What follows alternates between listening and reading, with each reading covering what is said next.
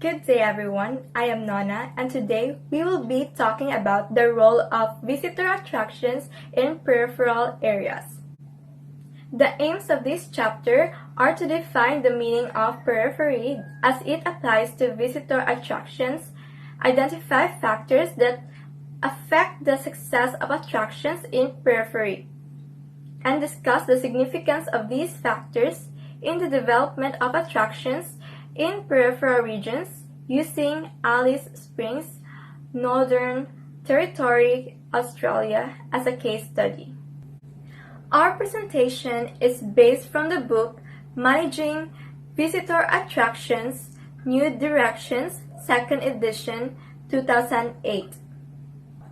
According to Richards, 1996, attractions are an integral part of tourism industry because they provide a focus for tourism activity and often influence travel decisions. This chapter examines a number of aspects of the development of visitor attractions in peripheral areas and concludes with a case study. After discussing the concept of peripherality, the chapter identifies the importance of transport in facilitating travel to peripheries. Potential attractions in peripheral areas may include natural features such as wildlife, landscapes, and unique ecosystems, built heritage, events, and sites of historic interest. Hi, I'm Mildred. Today I will be talking about how far is peripheral, defining peripheral areas. Contextualizing peripheral areas is difficult because the concept of distance is very much governed by special factors, human perceptions, and the technology of transport. Distance and location have traditionally defined the degree or scale of isolation of the periphery from the core. New technologies have altered traditional perspectives of isolation by reducing travel times and bridging communication gaps. This chapter adapts the view that the periphery is defined by a number of factors including distance, accessibility, visitor perceptions, and scale, which can be measured from slightly peripheral to very peripheral, or exhibit location characteristics which describe the periphery as near or far.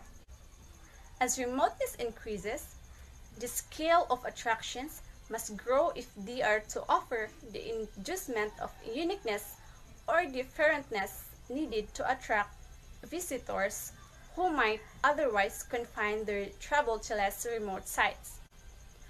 Concurrently, attractions in the periphery need to attract investment in infrastructure and tourism products that collectively build an attractive tourism experience from the visitor's perspective. Next topic is the peripheral area tourism. The extraordinary interest in tourism development and the apparent panacea-like qualities ascribed to tourism's ability to save many rural areas. Otherwise, a decline has clouded issues that should be considered part of any feasibility study into proposals for construction and ongoing operations of visitor attractions. The two orders of magnitude based on the importance help explain the success of tourism in the periphery. The first order of magnitude is largely dependent on two factors: the presence of something worth visiting and the accessibility of the attraction. These factors are codependent, and the manner in which such resources are developed, managed, and marketed. If any hasty decision to establish visitor attractions are made, then there is a strong possibility that the fundamental economic axioms of the demand and supply may be ignored, leading to projects that become financial drains on sponsoring communities. The second order magnitude factors include community participation, local infrastructure, and the willingness of the public sector to bear some of the costs of establishing tourism as an industry. In the latter case, costs may include provision of education and training opportunities in the community, upgrading infrastructure, and offering financial support. Hi, I'm Riza. Now, let's talk about visitor attractions. Visitor attractions comprise a complex sector of the tourism industry and are not well understood. Yet, They're one of the more important components of the industry. A visitor attraction is a feature in an area that is a place, venue, or focus of activities and does the following. First, set out to attract visitors. Second, is a fun and pleasurable experience and is developed to realize this potential. Third, is managed as an attraction to provide satisfaction to its customers. Fourth, provides appropriate facilities. And lastly, may or may not change for admission. Visitor attraction may range in a size from very small to numerous, be free to enter or expensive, and be based on natural features, built features, or a combine of two. Moreover, attractions may be grouped into clusters, be isolated, be located on a touring circuit, or be located in an urban or rural settings. The presence of a visitor attraction acts as a linchpin for the local tourism industry, providing the reasons for the visit as well as the reason for parallel investment in the associated infrastructure. Large well-known attractions create visitor interest in an area and may constitute the primary driver for tourism visits. Factors affecting success of attraction in peripheral areas. Of all first and second order magnitude factors, four of that stand out as being critical for the ongoing success of attractions in peripheral areas are: first, location and access factors; second, community support; third, operating economies and management of the attractions; and lastly, support tourism infrastructure in the surrounding areas. Hi, I'm Nona. Let's talk about location and access factors.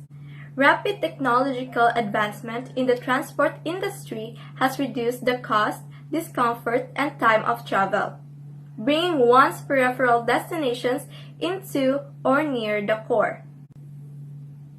Figure 5.1 examines the role of transport as one of the factors determining travel patterns and thereby defining the scale of periphery in terms of access and location. In Figure 5.1, the vertical axis represents costs associated with travel, while the horizontal axis represents the distance of travel. Transport costs, EC, can also be further dissected into three categories. 1. Time taken to travel from the origin to the attraction. 2. The fare cost. Number 3. The cost of comfort. An example in air travel is first class versus economy seats. Transport costs are treated as a variable because they increase the distance from the origin point. It is further assumed that travelers have a choice of transport modes, with ET being the most expensive and ET1 being the least expensive.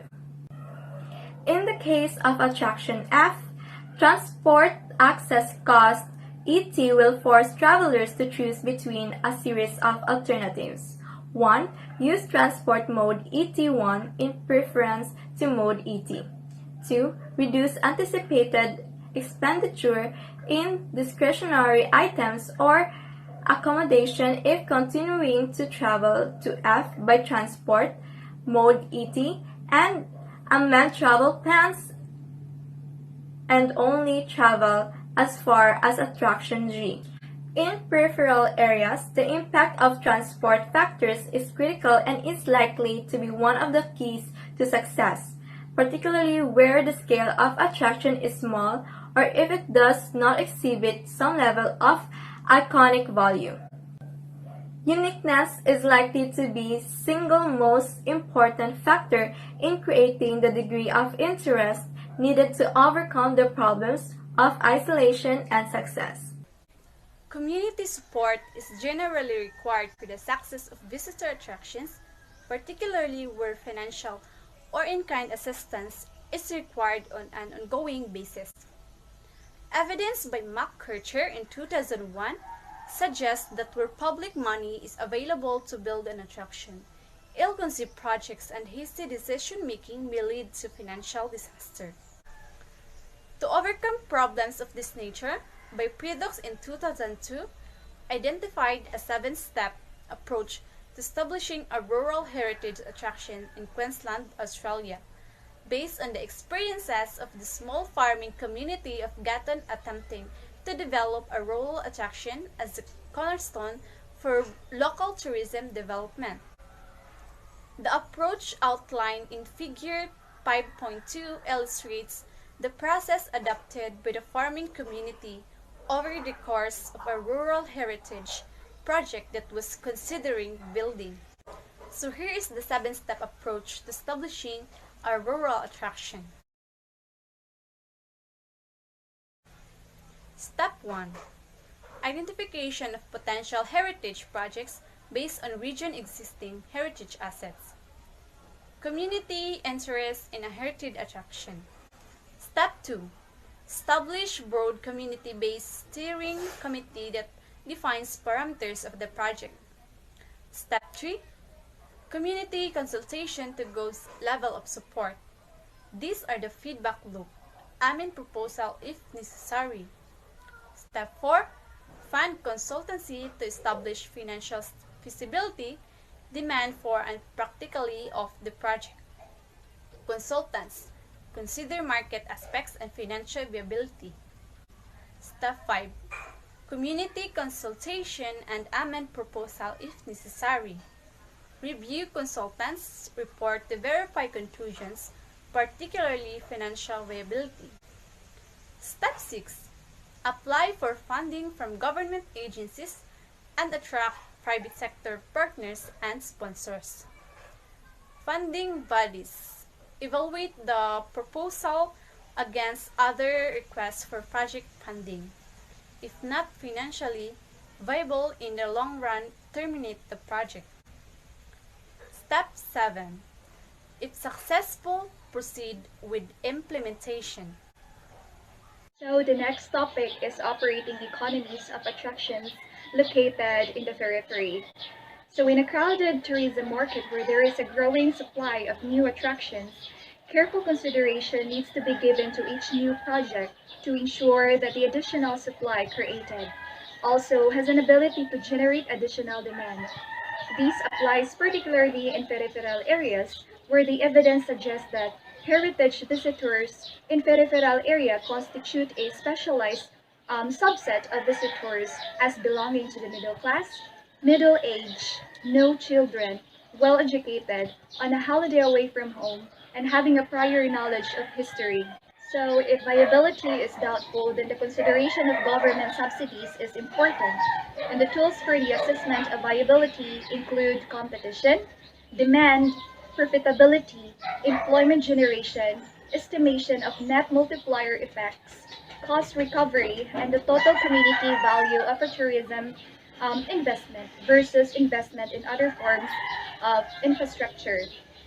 So the factors that may affect long-term financial viability include scale or size, uniqueness, operating model, the attraction, like reduced cost and not-for-profit attractions that may include parks and heritage attractions, the attraction's ability to maintain visitors' interest in the long term, the impact of competitors located either nearby or in the other parts of the nation, the complexity of the range of tourism products that support the attraction, the market segments that may be broad or narrow, and the potential to attract new generations of visitors, the long-term marketing, the size of investment relative to the income that may be generated by target visitors, and the transport. So while the degree of the significance of each of these factors will vary according to its size, location, and cultural significance of the attraction, the combination of these factors will determine if the project is viable in its own right. Supporting tourism infrastructure. Two types of physical infrastructure are required to support the establishment and nurturing of tourism industry. Number 1. Physical infrastructure and tourist product infrastructure. Number 2. Physical infrastructure includes hardware such as transport, communication, water, sewerage, health facilities, and service that includes law and order, public health, and education. Tourism product infrastructure is defined as a fabric of supporting tourism-oriented business that include visitor attractions, accommodations, food and beverages service, shopping, recreation, entertainment, festivals, and sites of tourism interest. Conclusion: creating viable visitor attractions in peripheral areas is a major task. Many challenges that need to be surmounted include overcoming access factors, coping with competition, development of a cluster of activities, and gaining local community support. As the isolation factor increases, the scale of the attraction becomes increasingly important, as does the attraction's ability to achieve and maintain viability. This chapter has highlighted many of the issues facing the supporters and managers of attractions in peripheral areas, demonstrating that problems can be overcome but also highlighting that if viability is an important criterion, the number of candidate attractions will decline as the degree of isolation increases. So, several areas for future research that would benefit communities and investors contemplating construction and operation of attractions in peripheral localities are the related issues of long-run viability and the creation of supporting tourism product infrastructure. So the countryside is not to be littered with increasing numbers of publicly funded but poorly conceived attractions built to encourage rural tourism. The blue torch viability must first be applied. Moreover, tourists need to be encouraged to make the additional effort required to travel to the periphery by the provision of complementary attractions, visitors, services, and quality facilities that reward their efforts with unique experiences not found in the core. So that would be all for the rule of the visitor attractions in the peripheral area. God bless everyone, stay safe, and adelante.